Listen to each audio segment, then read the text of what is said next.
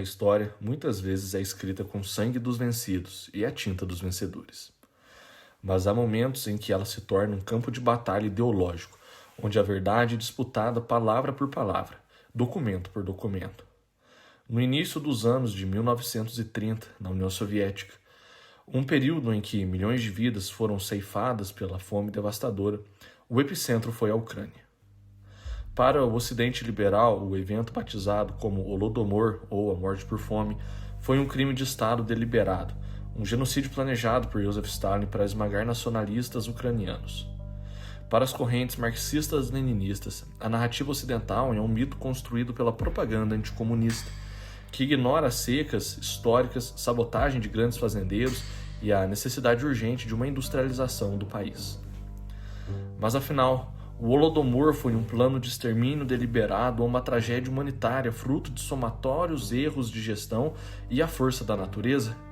Distante das paixões ideológicas do presente, precisamos investigar o passado. Vamos cruzar alguns dados, a geopolítica da época e alguns relatórios climáticos para entendermos o tamanho da responsabilidade humana e da severidade natural em uma das maiores tragédias do século XX.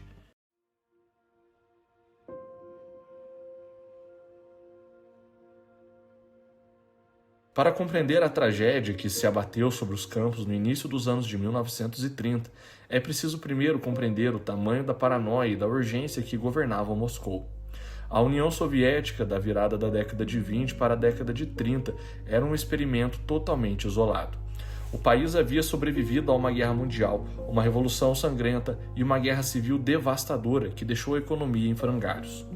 Cercada por potências capitalistas extremamente hostis e agressivas, as lideranças bolcheviques viviam em uma premissa constante de que uma nova invasão estrangeira era inevitável e iminente. Stalin resumiu essa angústia em um discurso célebre, onde disse: "Estamos 50 ou 100 anos atrás de países avançados. Devemos cobrir essa distância em 10 anos. Ou fazemos isso, ou eles nos esmagarão." A solução proposta para isso foi o primeiro plano quinquenal, iniciado em 1928. O plano determinava uma industrialização forçada, acelerada e gigantesca. O objetivo era transformar uma nação agrária quase medieval em uma potência industrial e militar autossuficiente em tempo recorde. Mas uma industrialização dessa magnitude exigia recursos colossais, máquinas pesadas, engenheiros estrangeiros e fábricas de aço precisavam ser pagos. Em um país isolado diplomaticamente, sem acesso a créditos internacionais, a única moeda de troca real que a União Soviética possuía era a abundância em trigo. O grão produzido nos campos passou a ser visto pelo Estado não apenas como alimento, mas como combustível financeiro para uma revolução industrial. Para extrair esse trigo de forma eficiente e alimentar a massa crescente de operários nas cidades, o governo soviético decretou então o fim da NEP, a nova política econômica que permitia um mercado privado interno de modo limitado, e impôs a coletivização forçada da agricultura. O campo deveria ser modernizado, mecanizado e colocado sob controle absoluto do Estado. O camponês individual daria lugar aos kolkhozes, as fazendas coletivas. O que Moscou não previu, ou escolheu ignorar, é que ao tentar moldar a realidade agrária milenar de um povo através de decretos burocráticos rígidos, criaria então uma faísca em um barril de pólvora, e o epicentro dessa explosão seria a Ucrânia.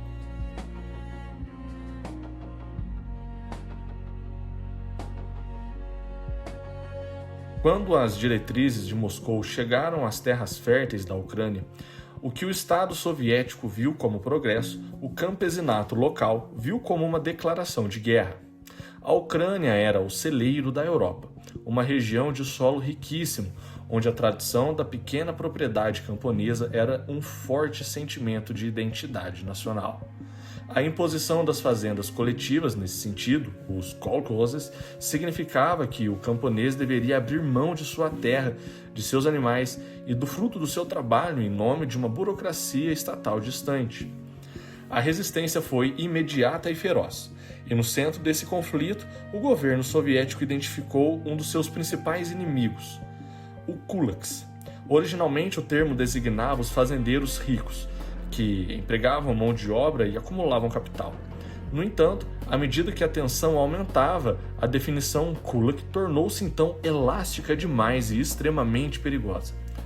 Qualquer camponês médio que resistisse à coletivização, que se recusasse a entregar as suas vacas ao Estado e questionasse as cotas de entrega de grãos, passou a ser carimbado como um inimigo de revolução, um sabotador. A resposta da liderança stalinista foi a política de deskulakização. Centenas de milhares de famílias camponesas foram desapropriadas, presas ou deportadas para regiões áridas da Sibéria e da Ásia Central. Privados de suas lideranças locais e de seus produtores mais experientes, os campos ucranianos entraram então em um colapso organizacional. A resistência camponesa, contudo, não cedeu. Ela se transformou em desespero. Em protesto contra o confisco dos seus bens, muitos camponeses preferiam queimar as suas próprias colheitas e abater o próprio gado do que entregá-los ao RSS. Milhões de cabeças de gado e cavalos foram sacrificados em pouquíssimos anos, destruindo então a própria força de tração necessária para arar as terras nas safras seguintes. O que se desenhava na Ucrânia não era apenas uma crise econômica, mas uma fratura social profunda. Moscou olhava para a resistência ucraniana e enxergava uma conspiração nacionalista contra-revolucionária ligada a potências estrangeiras. O campesinato, por sua vez, via o Estado da URSS enquanto um invasor implacável, com a estrutura produtiva severamente comprometida e a desconfiança mútua no ápice. O cenário estava montado para o ano de 1932, quando os erros humanos e a rigidez ideológica colidiram com a força implacável da natureza.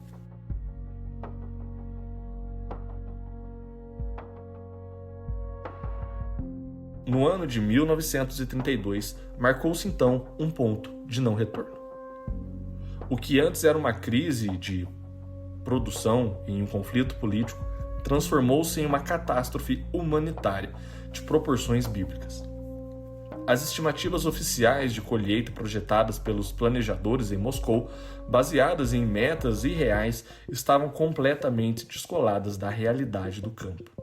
O solo ucraniano, castigado pela desorganização da coletivização, pela falta de animais de tração e por condições climáticas hostis e severas, entregou uma safra drasticamente menor do que o esperado.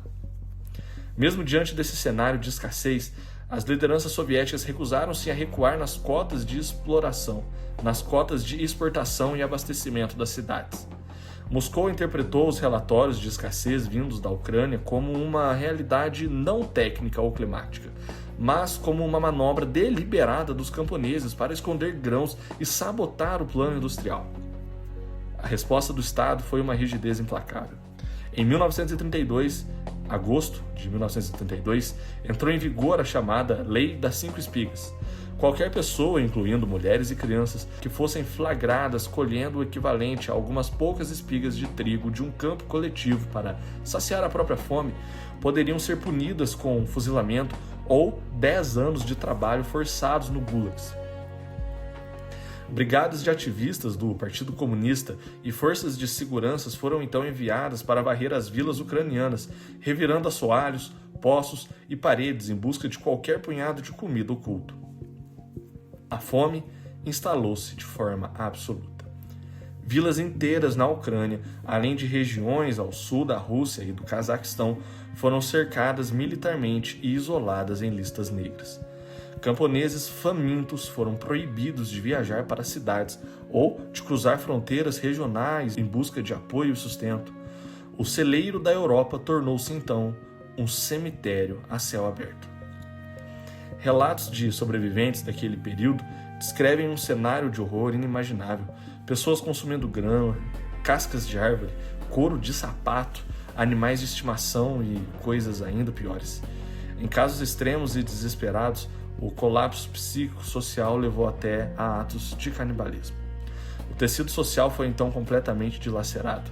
Enquanto milhões de ucranianos definhavam e morriam em suas próprias casas, os trens continuavam partindo da região e carregando toneladas de grãos destinados à alimentação dos operários das indústrias russas e à exportação para o mercado internacional.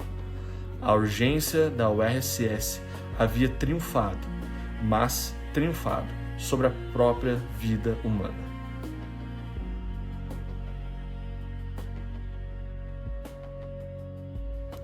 Décadas após os corpos terem sido sepultados na terra preta da Ucrânia, o Holodomor migrou dos livros de registros demográficos para ser o centro de uma das disputas historiográficas mais polarizadas da era moderna. Duas visões de mundo colidem ao tentar responder à pergunta fundamental: o que motivou de fato a tragédia? Por um lado, a perspectiva liberal ocidental e a historiografia oficial da Ucrânia pós-soviética sustentam a tese de que a fome foi um ato deliberado de genocídio. Historiadores proeminentes como Timothy Snyder argumentam que Stalin utilizou da fome como uma arma política precisa. Segundo essa visão, o confisco de alimentos e o fechamento das fronteiras ucranianas não foram medidas econômicas desesperadas, mas um plano consciente para destruir o campesinato e, por consequência, o cerne da identidade nacional da Ucrânia. Em uma de suas obras mais célebres, Terras de Sangue, Snyder afirma que a fome foi resultado de decisões políticas explícitas tomadas por Moscou, operadas em um sistema onde a ideologia justificava a engenharia social à custa de milhões de vidas. Por outro lado, pesquisadores e pensadores de orientação marxista-leninista, amparados por uma ala historiográfica revisionista que investigou os arquivos soviéticos pós-abertura em 1990, oferecem um contraponto contundente. Eles rejeitam categoricamente o termo genocídio. Para essa corrente de acadêmicos de renome internacional, como R.W. Davis ou Stephen Whitcroft, argumentam que a crise foi uma terrível consequência de políticas econômicas de fato desastrosas e incompetentes, e não um plano internacional de extermínio. Em suas pesquisas detalhadas em The Years of Hunger, Davis e Whitcroft concluem que a liderança soviética enfrentou uma das crises substanciais mais reais de sua história, agravadas pela resistência camponesa e por fatores ambientais, e que o regime stalinista tentou até mesmo, de forma tardia e insuficiente, enviar ajuda humanitária quando as dimensões do desastre ficaram bem claras, o que desmorona qualquer tipo de tese de um plano deliberado de extermínio étnico. O debate divide até mesmo a imprensa da época. Enquanto jornalistas como, por exemplo, o britânico Gareth Jones denunciavam o horror de que testemunhou nos campos, o correspondente do New York Times, Walter Durt, falava que a tragédia não era tão grave assim. O embate entre liberais e marxistas expõe o limite da própria história, onde termina a análise factual dos erros econômicos e onde começa a intencionalidade criminosa de um Estado. As citações e os dados tornaram-se munição para uma guerra de memória dos mortos, que é disputada na realidade por ideologia daqueles que estão hoje vivos.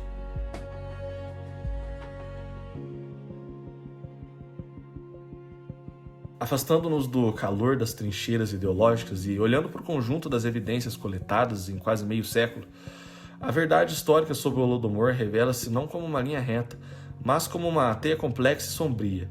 A tragédia entre 1932 e 33 foi o resultado catastrófico de uma tempestade perfeita, onde irresponsabilidade criminosa de um Estado chocou-se frontalmente com as forças implacáveis da natureza. Não se pode apagar da história o peso do fator climático. Estudos climáticos e registros agrícolas comprovam que naquela virada de década foi marcada por uma seca severa e pela proliferação de pragas de lavoura, que diminuíram drasticamente a capacidade produtiva no solo da União Soviética. A escassez de alimentos era real e a natureza impôs um limite biológico e duro àquela população. Ou seja, muito provavelmente, mesmo caso a URSS não tivesse feito essas políticas ideológicas extremamente bizarras e irresponsáveis, a população da época ainda sofreria com uma fome muito grande. No entanto, a natureza não explica apenas a escassez, né? Ela explica algumas tomadas de decisão que não dá para racionalizar. O tamanho da mortalidade, na realidade, é algo que é impossível da gente colocar nas costas somente da natureza. A resposta política a essa escassez que reside na pesada responsabilidade do governo soviético, o regime stalinista operava sob uma rigidez dogmática cega, onde o sucesso dos planos econômicos e a sobrevivência da indústria urbana eram prioridades absolutas que atropelavam qualquer valor humanitário. Ao manter as cotas de exportação de grãos e reais e punir o campesinato faminto com leis draconianas, como o confisco total de alimentos e o bloqueio de fronteiras, Moscou transformou uma crise de subsistência em um massacre demográfico. O Holodomor, portanto, não precisa ser simplificado, nem como um mito ocidental inventado do nada e nem puramente como um plano de extermínio de laboratório.